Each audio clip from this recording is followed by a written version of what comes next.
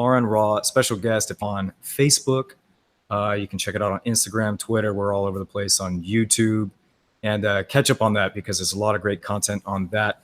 Besides that, I'm going to ask Aron to introduce himself and tell us a little bit about him, and then we'll get started with some conversation. Aron, introduce yourself, my friend. All right. Well, I am formerly Texas State Director of American Atheists. I'm now the Southwest Regional Director of American Atheists, which is actually a pretty broad region. As one of only 2 regional directors, my associate grabbed 4 states and I took the rest of the country. We are professional activists. I do everything that I do is supported by patreon.com/ARONRA. I have been doing this for the last few years, since at least 2014. We make educational videos, science-based videos. I'm doing currently a series called The Systematic Classification of Life, where we go through all of the clades, the ancestral lineage of humanity from goo to you by way of the zoo, as the evangelicals would put it. And we do a lot of public demonstrations. I mean, a couple of weeks ago, we were in the state capitol, the state capitol, giving testimony to the Texas State Board of Education. Next week, I will be protesting the Noah's Ark Park in Williamstown, Kentucky. And this is kind of what we do. And it's been a daunting thing being a political activist, a secular activist in this country, because if you haven't noticed, we've gotten because we didn't, or Obama didn't get to name a Supreme Court justice, and then Trump did. Well, we've already had 3. I think in the last 24 hours or so, we've had like 3 abysmal rulings from the Supreme Court, and then Kennedy, one of the better justices, says, "Fuck it, I'm out." And now what? Now Trump's going to nominate another one, and that means that all 3 branches of the government are going to be entirely owned by right-wing, conservative, dominionists. Well, Trump isn't actually a dominionist. I doubt he even knows what that means, but he certainly has staffed his cabinet with those sorts of people, and Pence is a great example of that. Pence is one of those young Earth creationist types. And what I mean by dominionist is somebody who believes that the world is about to end. There's no reason to plan our future because we don't have one. In their perspective. And these are the people who are in control of, they own and control everything at almost every level of state and federal government in this country. And we are facing greater and greater challenges, it seems, every day. Well, before we talk about devil worshiping and your chili that I've been seeing you making lately, I'm going to let you know that right now I'm about up to my neck in trying to understand anything about politics.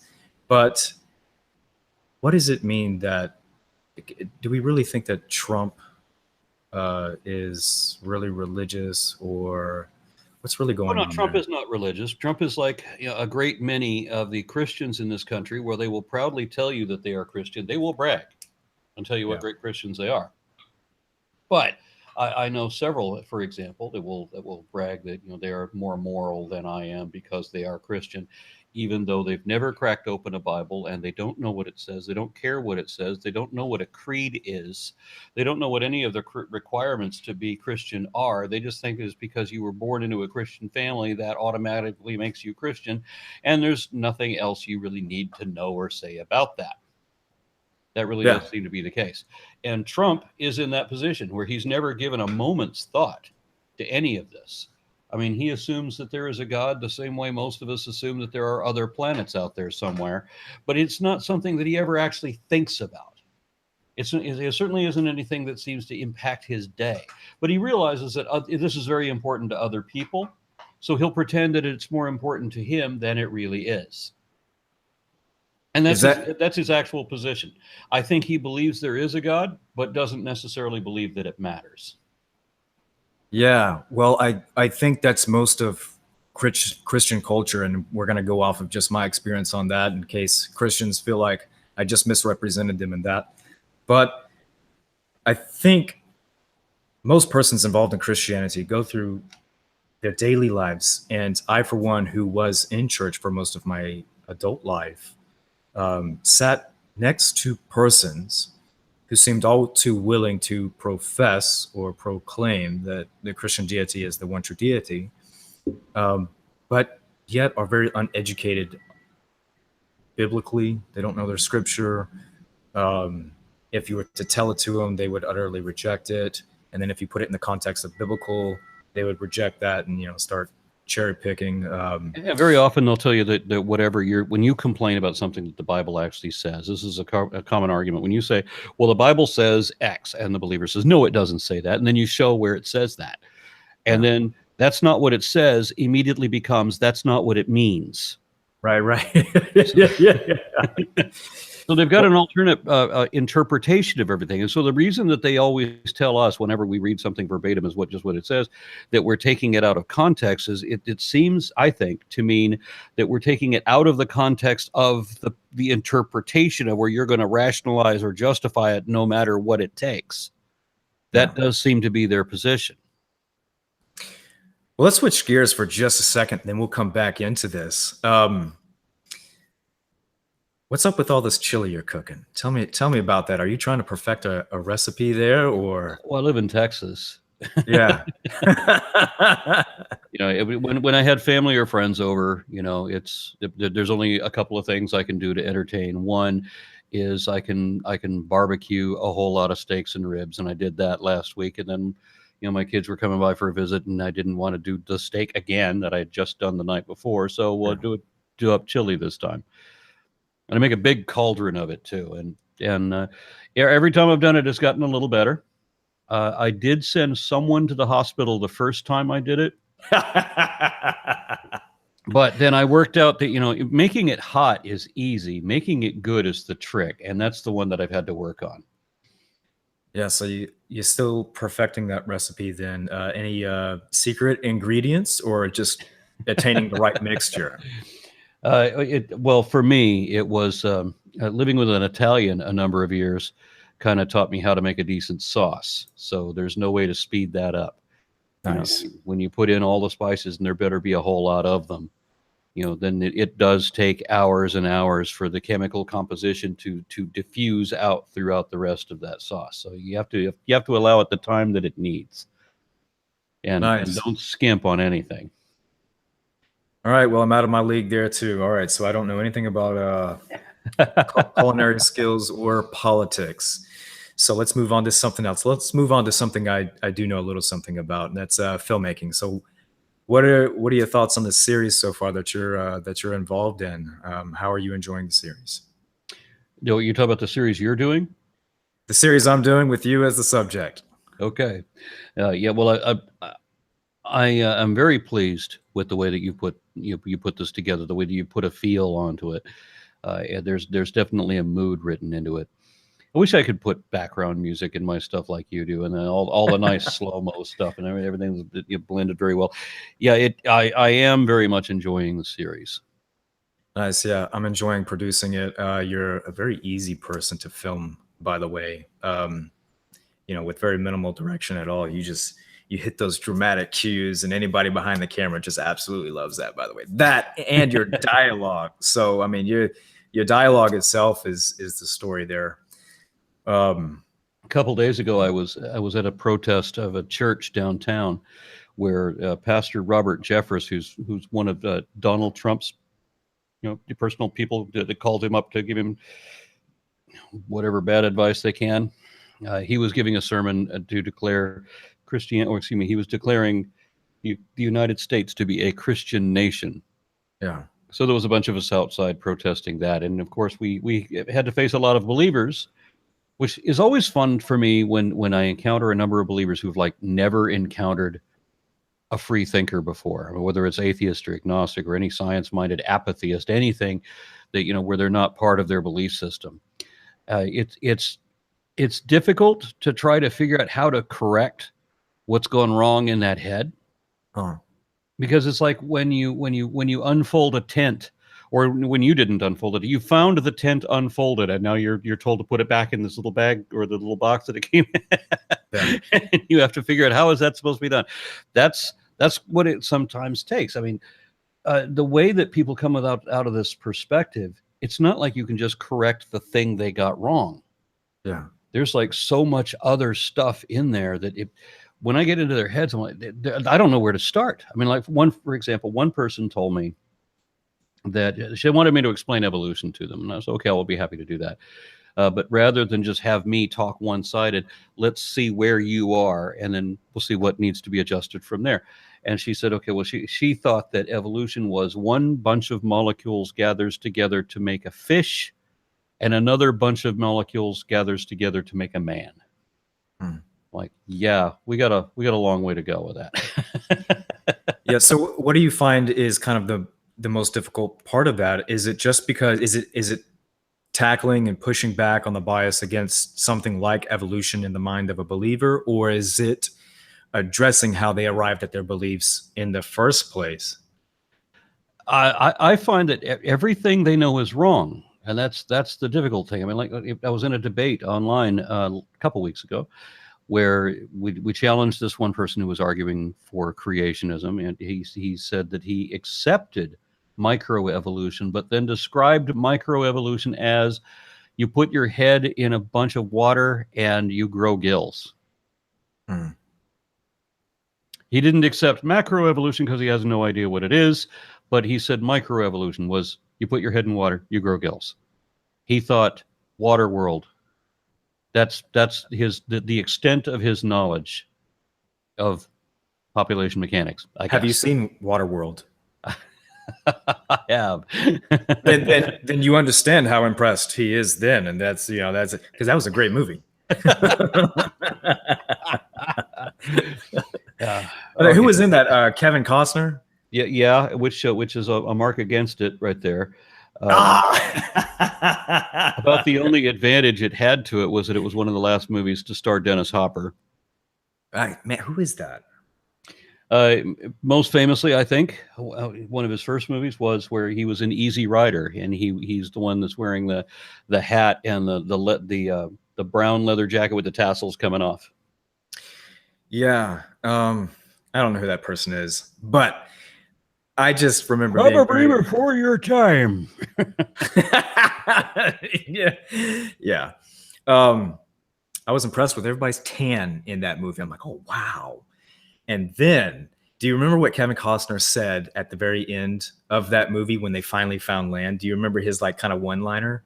I'm sorry, I saw that movie once. Yeah. All right. Okay. So they get on land. Okay. I don't remember what they're talking about, but I never forgot this, and I hope I don't get it wrong.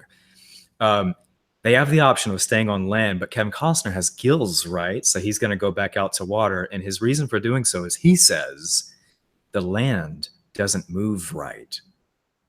And that's an amazing line, because his point of reference is the sea, and that's everybody else's, right? And he's talking about the land moving, but it doesn't move right. And that's just kind of a funny point of reference, because we all have that point of reference, and we make our judgments, our social judgments, our introspections on ourselves and everything from whatever was foundationally built into us. And he said it out loud, which revealed the point from which he thinks. And that's what you, me, any activist has to deal with when they encounter persons from the other side of the fence, which is, I've switched positions over the past year, actually. So yeah, I switched positions on a couple of things. I mean, I once upon a time was a New Age occultist.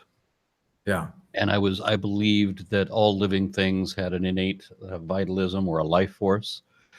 I believed that in something equivalent to the Force in Star Wars. As a matter of fact, the only time I ever heard a religious statement that seemed to make sense to me was when Obi-Wan Kenobi described what the Force is. And I'm like, yes, that's what I believe. Yes. That's it. Yes. An energy field created by all living things that surrounds us and penetrates us and binds the galaxy together. I get that.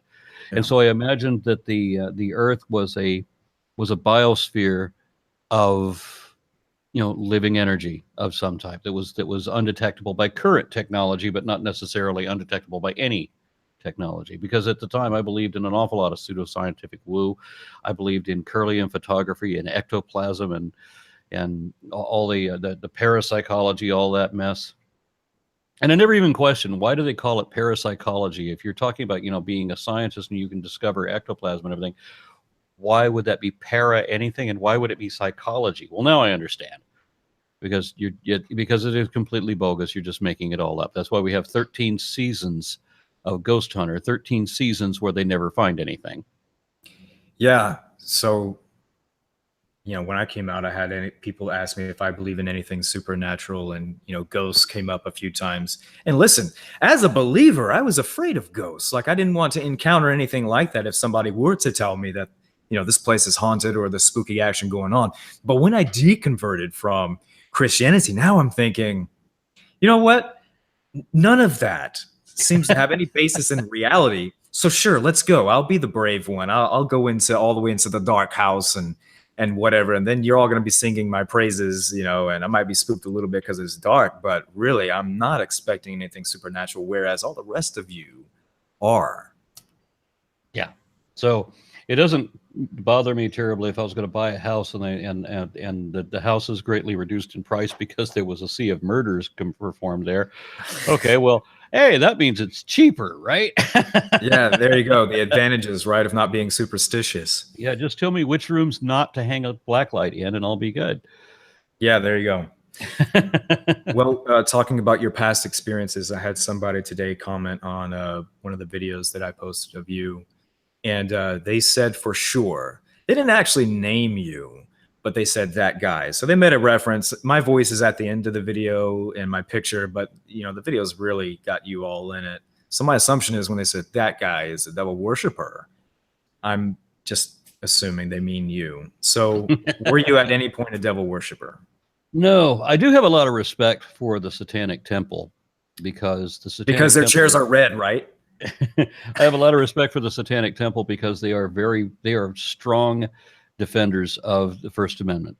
Yeah, they've won court cases and made very powerful statements in defense of our constitutional rights, and so I have to give them full cred for that. But no, I was never a Satanist in any sense of the word, and there are multiple senses for that. I have known a couple of Satanists, and for first, I remember thinking that they were hypocrites because they don't actually believe in a devil. yeah. You know, most Satanists really don't believe in any sort of a devil. Most Satanists are just atheists. They're not maybe there may be different kinds of atheists, and we're talking right now about a group that is, let's say, best described as perhaps hedonists. Or some of them may even believe in magic to a degree, which I have encountered some that do believe in some supernatural things, just not a god or a devil, you know. And I don't think Anton LaVey believed in any of that either.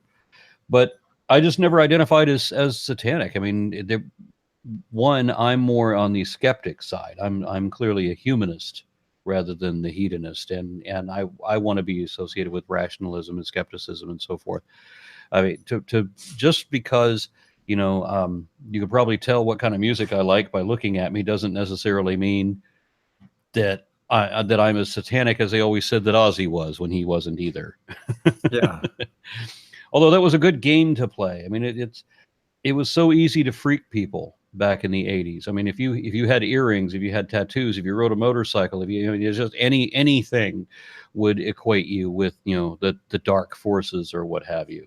Yeah. You know, if you lit a candle, then you were somehow evil. I mean, living in the United States in the 1980s wasn't a lot different in some respects to living in old Salem because of the way people were so reactionary.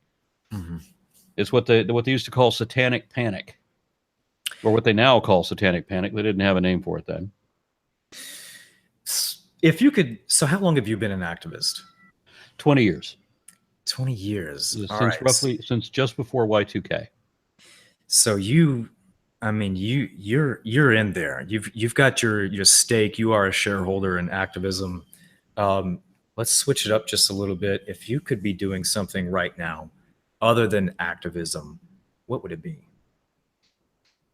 Well, the reason that I do activism isn't because I lack other abilities. I mean, I've done a lot of other things. I felt personally motivated living here in Texas that somebody had to do something against all of the insanity that was happening here. So now I understand your constant source of activism. Yeah, I get it now. Yeah. Yeah, I mean, I've done computer tech support. I've worked in a corporate office. I did tattoos for a while, but I got out of that, for a number of reasons. And what I'm doing now is just something I couldn't have planned on. It certainly isn't anything that I ever thought about going to college for. I just sort of accidentally stumbled into into what I'm doing now. And it's the only reason I'm doing it like full time now is because I've already been doing it for 15, 16 years on my own, out of my spare time. I've invested way too much of my personal time in this to even call it spare time. It's been something of an obsession.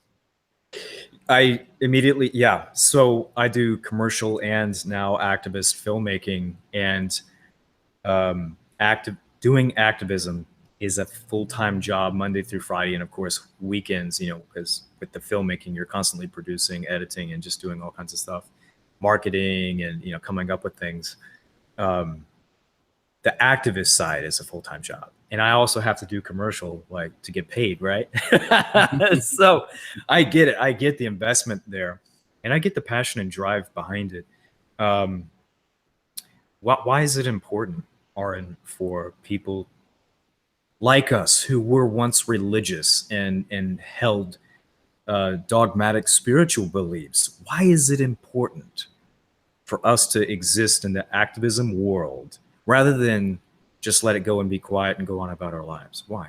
I think I often wonder, because I have friends that have come from the same place that I have, where, he and I were in the same place at one time, in the same school, from similar backgrounds. And how did I end up as an atheist activist and him end up as an evangelical minister? I mean, how do these things happen? And I think there's probably an innate aspect to it. The difference between me and a couple of the people that I might be talking about is that it matters to me what is really true, and not just that you believe that it's true. It has to be that you can verify that it's true. I don't want to be fooled into believing something that is not true. I want to withhold judgment whenever possible. If something might not be true, maybe I'll say, well, maybe that's right and maybe it's not, but I don't want to be fooled into or committed to believe something that turns out not to be. The only value it can have is if it's correct. I mean, because only accurate information has practical application. And it is, for me, I'm incensed when I see people being deceived. Whether it's children or little old ladies, and either one of them are susceptible to this sort of thing. When I see people lying to someone else, and I know that that's what they're doing, I'm outraged. And I've encountered people, religious people, who don't seem to object to being lied to. When you tell them that person, when you point out and prove that person has lied to them, they will come up with an excuse for why that's all right, if it's something that they already wanted to believe. But they just, excuse me, I have dogs wrestling in the background. Hey, shut up.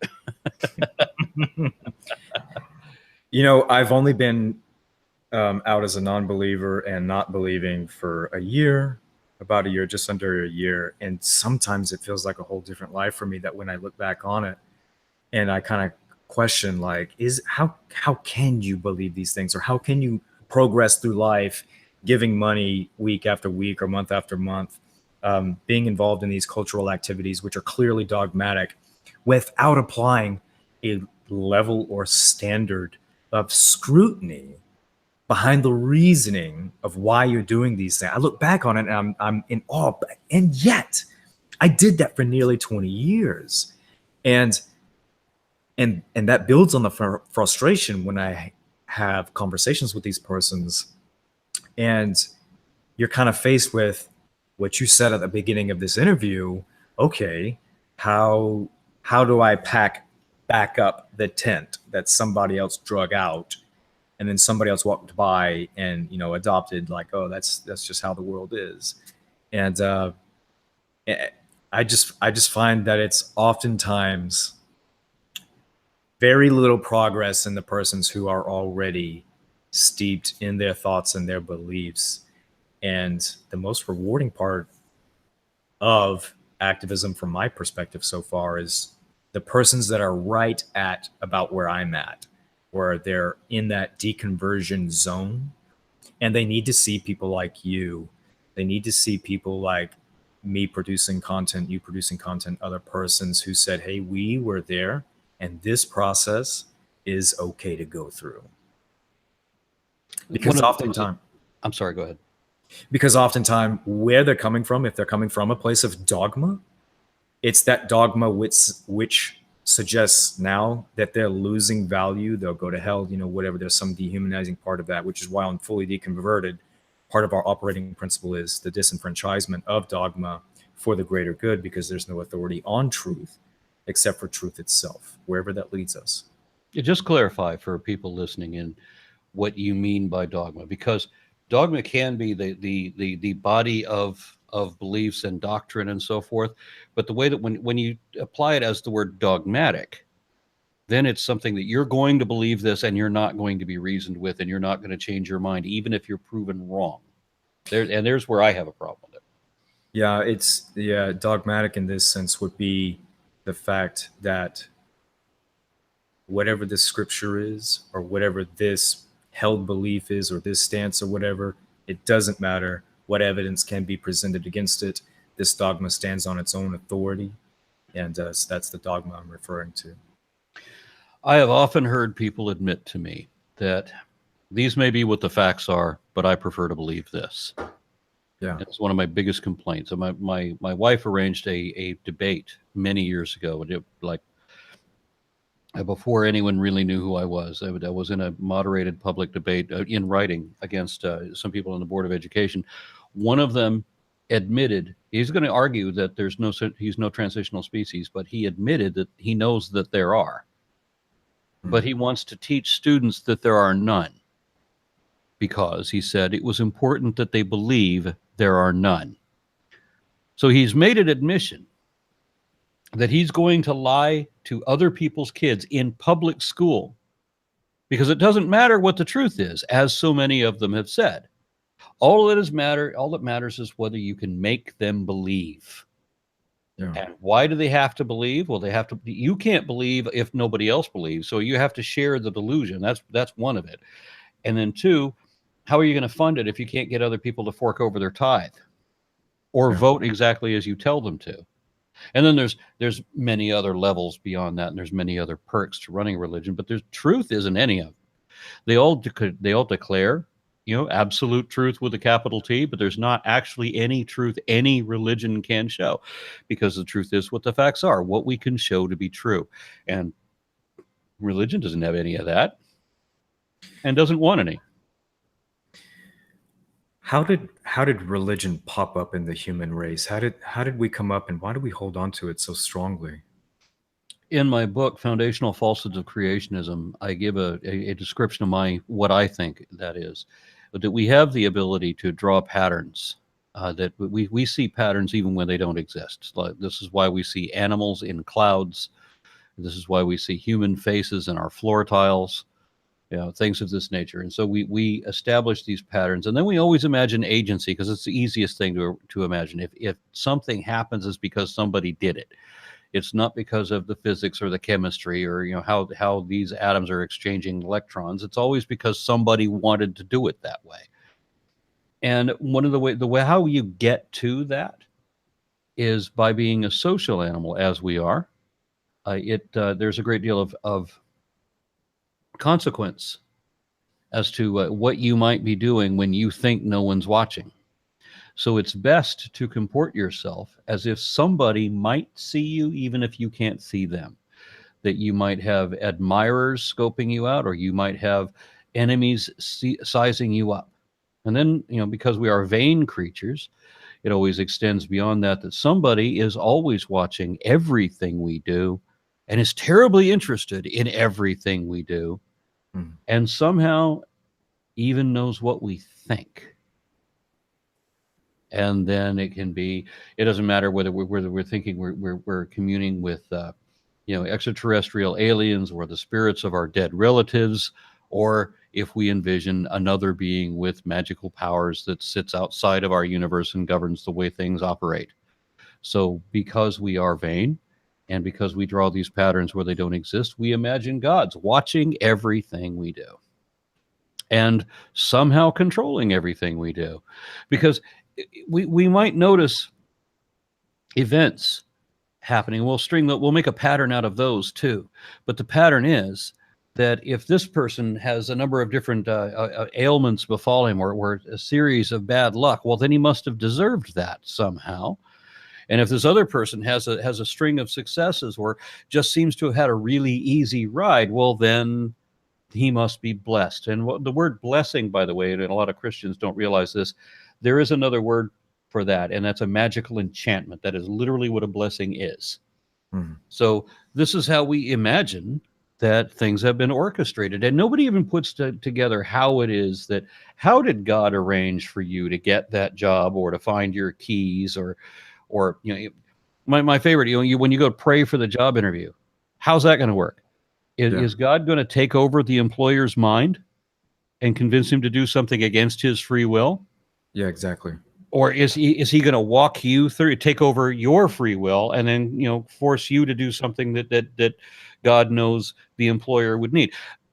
However you try to work that out, it doesn't work. It doesn't make sense. The only way that God makes sense is if you imagine that we don't have free will. Everything we will ever do is already in the script. Rod Serling is God, and we're in an episode of The Twilight Zone. Yeah. Where it seems that the righteous people, or the good and just and kind and gentle people, have something good work out for them, and the cruel and selfish people will get their just desserts in the end. That's the way it is in The Twilight Zone. That's the way it would be nice if it were like that in reality, but we have too many examples that it's not that way. And I don't speak from complaining about my situation. My situation has been, I think, ideal. I've had a great life. I've had a wonderfully misspent youth. I have always had a good, upbeat, impression. Even when things were bad, they were never that bad. Yeah. I mean, there was a couple of times in my life where I didn't have a place to live, where I'd lost a love or whatever. All these heartbreaking situations that. I'd been fired from some job or whatever, that everybody else has to live through. But I've always realized that, that tomorrow is going to be, the further I get past this, the better it'll be. There's another option. There's another job. There's another girl. There's another episode or the chapter of my life, whatever. Then I'm looking forward to that. I've just always had this kind of an attitude about it. But I have seen other people who did not deserve the horrible circumstances that I wouldn't have been able to survive, and that they've had to live through. Yeah. They did nothing to have these terrible things happen to them, to befall upon them. And yet I've seen a whole lot of other people that didn't deserve the wealth and the accolades, and you know what I mean? When it's even worse than when bad things happen to good people is when a windfall, or a series of windfalls, befalls somebody who didn't deserve any of it at all. That's actually, I think, even worse. The idea of providence and God sovereignly orchestrating everything in our lives is one of the last big ideas I had in my mind before I deconverted.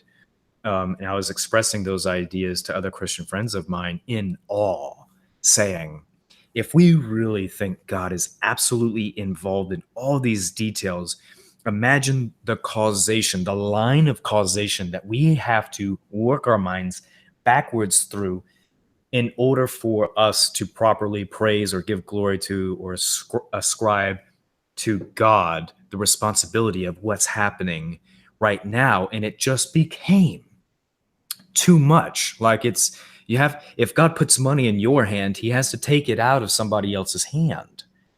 And, that's just an example of. If you went back in time knowing what you know now, yeah, and tried to duplicate what you already done to get to exactly where you are, you'd actually have a problem, because you can't duplicate everything you do. There are interactions. There are people that you've met that only on happenstance, only because you happen to show up a minute late, or only because you had to change a tire before you got there, or something like that. There are interactions like that have changed the course of your life, and you may not be aware of them at the moment, but think back for a bit.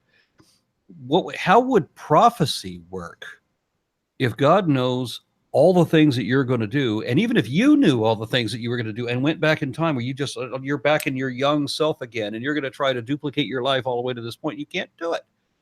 You would not be in exactly this situation. You know, some things would have improved, some things would have missed out. You'd have had to have sacrificed some things, but it would be different. And for everybody to have the ability to make better choices than they did, or for everybody to have the ability to change their minds about some course of action, to actually have free will, means that prophecy cannot work. God cannot say 1,000 years in the past what's going to happen in the future. Yeah. There's no way even for God to know, not if you can still change it. Right. Because let's say God is infallible and he makes the prophecy 10,000 years ago or 8,000 years ago, whatever you want to say. But if you have free will, you can still change that outcome. Yeah. You clearly don't if he's already set it in stone, because then the future is just as set as the past is. Yeah. Yeah, well, that's an interesting point.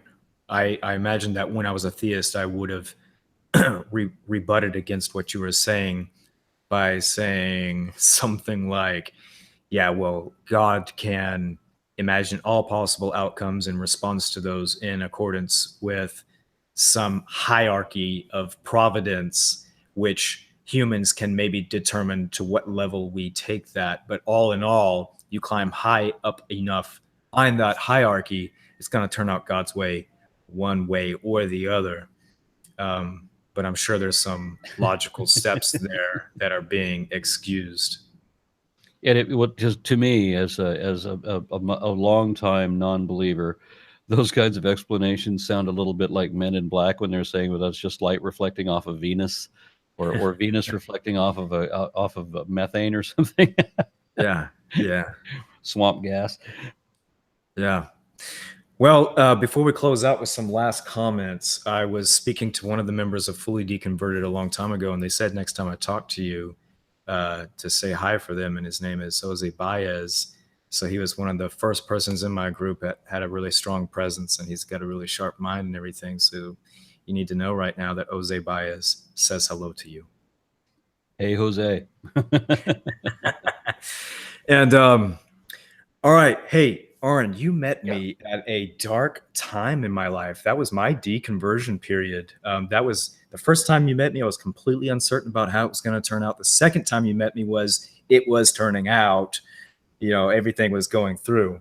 So that was a pivotal time for my life. But it was great meeting with you and doing that initial interview, and then following up with you in Oklahoma City, by the way, to which you invited me to. I would have never gone or even known about it had you not said anything, because I didn't know anything about the atheist community or that there even was one. I'm really glad you showed up for that. You did seem to have a good time there. I had a great time there. I got a lot of great interviews. You're a little obtuse. You missed a lot of clues. There were some very attractive ladies kept asking about you, and I'd keep trying to I keep trying to point your head their way, but you're in your own space, man. Yeah, I had a lot going on in my mind, but yeah, but I certainly appreciate it, and it was great hanging out with you and other people and getting some interviews in, and it was great meeting everybody there, man. And it just brings to mind, like, people don't know really anything about the different types of communities that are out there. You just might be operating off of this bias that I'm in a religious community, and if there is an atheist community, it just must be all bad. But it's not, because when I went there, this is just a great group of people. I get it. We're all different. And hey, we all got our own things going on. But hey, some people are just operating off of humanist values and want to see humanity succeed. And if they're an atheist while doing so, let's be careful about how we put people in boxes and say that they're just out to hurt us if that's not evidently true.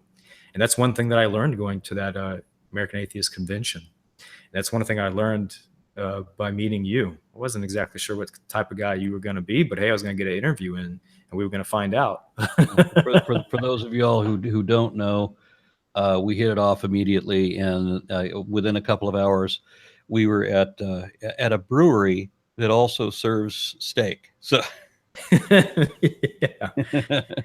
Yeah, that was a great time. I really appreciate meeting you and your family, and catching up I with. have to ask you something. Maybe I'm not supposed to ask you on your show, but I'm looking out the view out that window. Yeah. I'm wondering what kind of digs you live in. Um, It looks like penthouse apartment from here. it is penthouse. Yeah, it's exactly a 5-story, and I live on the best corner.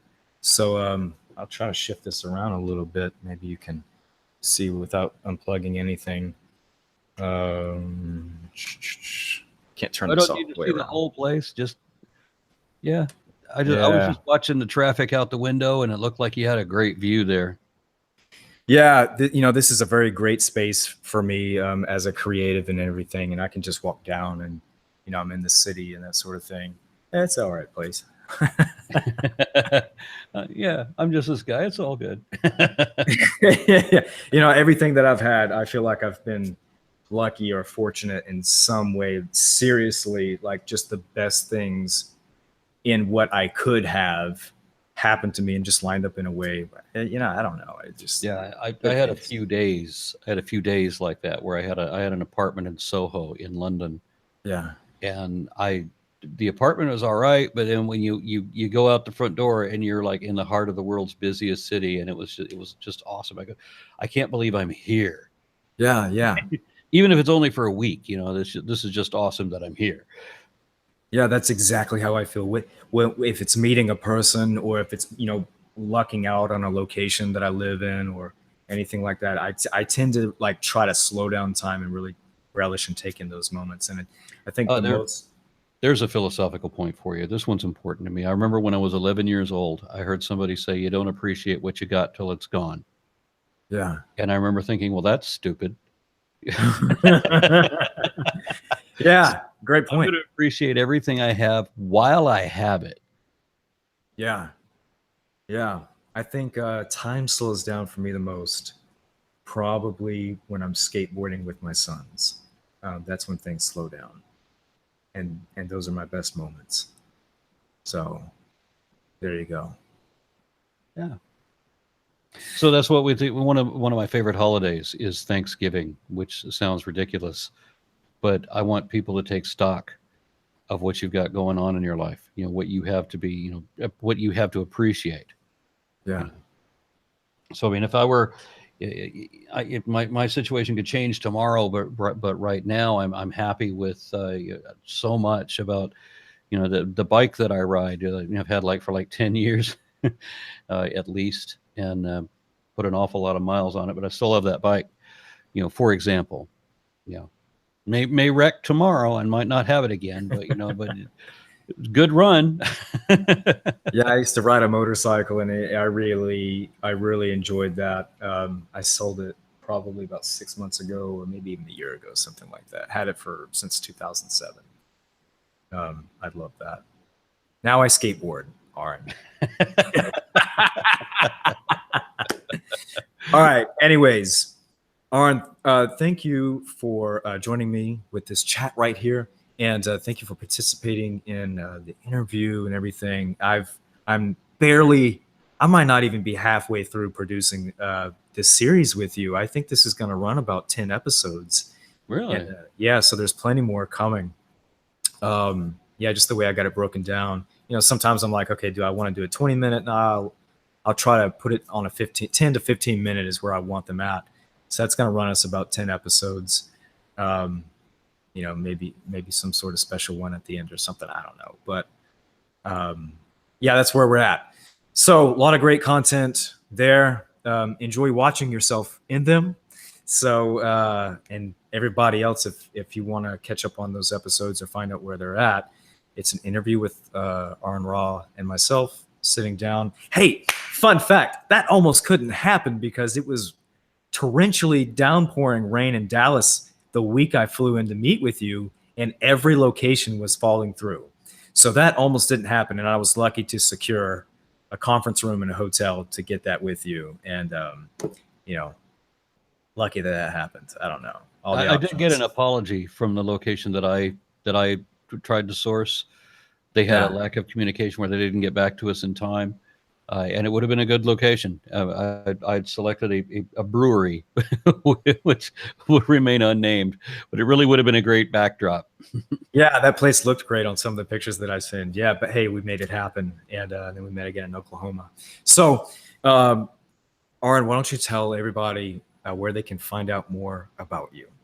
All right. Well, I have a YouTube channel with 170, close to 175,000 subscribers, I think, at Aron Ra, Aron Ra, and of course, everything I do is based on not just subscribers, but also the Patreon, which is once again patreon.com/ARONRA. And I do a podcast called the Raw Men Podcast, where I try to spotlight progressive people who are actually taking action to make things better. So if you know somebody that fits that bill and would come onto a podcast with me to talk about what they're doing, whether it's, getting clean water to people in Uganda or whatever the deal is, whatever they're doing to make things better than they are, I would like to talk to them. So, drop me a line through you or however, and let's do that. Awesome.